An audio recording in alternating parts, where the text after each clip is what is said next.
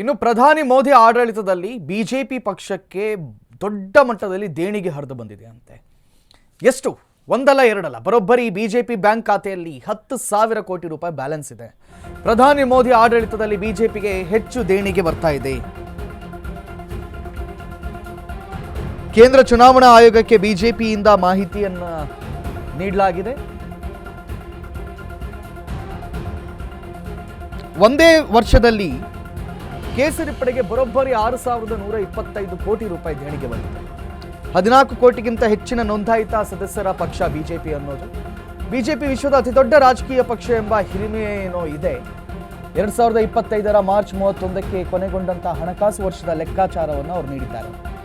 Bank ಠೇವಣಿ ನೀಡಿರುವಂಥ ಸಾಲ ಎಲ್ಲ ಮಾಹಿತಿ ಬಿಜೆಪಿ ಅಕೌಂಟ್ನಲ್ಲಿ ಒಟ್ಟು ಇದೀಗ 10,230 ಕೋಟಿ ರೂಪಾಯಿ ಹಣ ಇದೆ. 2023-24ನೇ ವರ್ಷದಲ್ಲಿ ಬಿಜೆಪಿ ಬಳಿ 3,967 ಕೋಟಿ ಇತ್ತು. ಆದರೆ 2025ರಲ್ಲಿ ಬಿಜೆಪಿ ಪಕ್ಷಕ್ಕೆ 6,125 ಕೋಟಿ ದೇಣಿಗೆ ಬಂದಿದೆ. ದೆಹಲಿ, ಒಡಿಶಾ ವಿಧಾನಸಭೆ ಚುನಾವಣೆ ಬಳಿಕ ದೇಣಿಗೆ ಬಂದಿರುವಂಥದ್ದು. ಬ್ಯಾಂಕ್ ಠೇವಣಿಗೆ 634 ಕೋಟಿ ಬಡ್ಡಿ ಕೂಡ ಬಂದಿದೆ. ಇನ್ನು ಅಭ್ಯರ್ಥಿಗಳಿಗೆ ಹಣಕಾಸು ನೆರವು ನೀಡಲು 312 ಕೋಟಿ ರೂಪಾಯಿ ಮತ್ತು ವಿಮಾನ ಹೆಲಿಕಾಪ್ಟರ್ ವೆಚ್ಚವಾಗಿ 583 ಕೋಟಿ ರೂಪಾಯಿ ಖರ್ಚಾಗಿದೆ. ಇನ್ನು ಎಲೆಕ್ಟ್ರಾನಿಕ್ ವೆಚ್ಚ 1,125 ಕೋಟಿ ಮತ್ತು ಬ್ಯಾನರ್ಗೆ 107 ಕೋಟಿ ರೂಪಾಯಿ ಹಾಗೂ ಮುದ್ರಣಕ್ಕೆ 123 ಕೋಟಿ ರೂಪಾಯಿ ವೆಚ್ಚ ಮಾಡಿದ್ದಾರಂತೆ BJP. This is the national ಬಿಜೆಪಿಯ ಲೆಕ್ಕಾಚಾರ.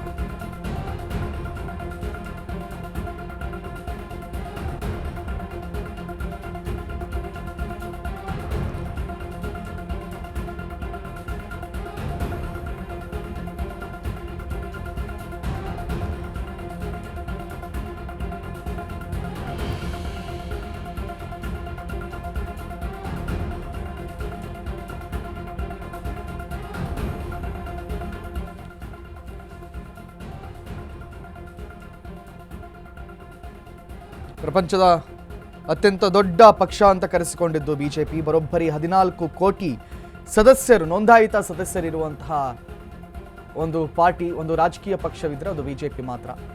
ಸೊ ಹಾಗಾಗಿ ಬಿಜೆಪಿಯಲ್ಲಿ ಇದೀಗ ಭರಪೂರವಾಗಿರುವಂತಹ ದೇಣಿಗೆ ಹರಿದು ಬಂದಿದೆ ಅಂತೆ. ಒಂದೇ ವರ್ಷದಲ್ಲಿ ಸುಮಾರು 6,125 ಕೋಟಿ ರೂಪಾಯಿ ದೇಣಿಗೆ ಹರಿದು ಬಂದಿರುವಂಥದ್ದು.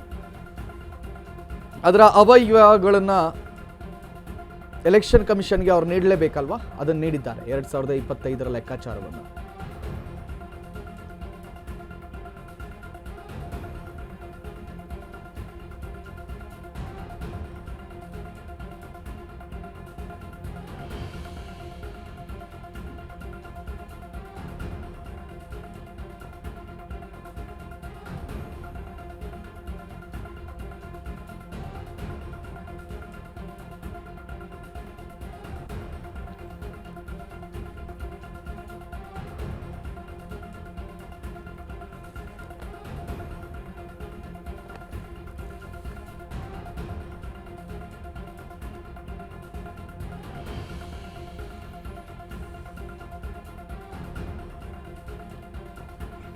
ಇನ್ನು ಅವರು ಖರ್ಚುಗಳನ್ನು ನೋಡೋದಾದರೆ